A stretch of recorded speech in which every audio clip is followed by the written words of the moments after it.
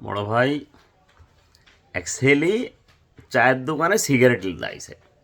ওখানে পাশে একটা লোক দাঁড়া আছে, ওই লোক দাঁড়া থেকে বলছে যে বাবা, সিগারেট খাওয়া স্বাস্থ্যের জন্য ভালো না, তোমার বয়স কম, সিগারেট খাওয়া ঠিক না, সিগারেট খাওয়া খুবই ক্ষতিকর। হুম, আর্থিক শারীরিক সব দিক দিয়ে ক্ষতি। তখন এই ছেলেটা কিছুক্ষণ চুপ থেকে ওদিক তাকা থেকে বলছে যে আপনার বয়স কত? তো বলছে কত হবে, 75-76 বছর বয়স হবে। তো বলছে আমার দাদার বয়স 125 বছর। তো তখন ওই 75 বছর বয়সী লোক উঠে বলছে তোমার দাদা তাহলে সিগারেট বিড়ি খায় না? তো বলছে আমার দাদা সিগারেট বিড়ি সব খা, দুনিয়ার যত প্রকার জিনিস আছে সব খা, কিন্তু আমার দাদার একটা ভালো গুণ আছে, সেটা হচ্ছে জ্ঞান দেয় না মানুষকে, আজাইরি জ্ঞান দেয় না।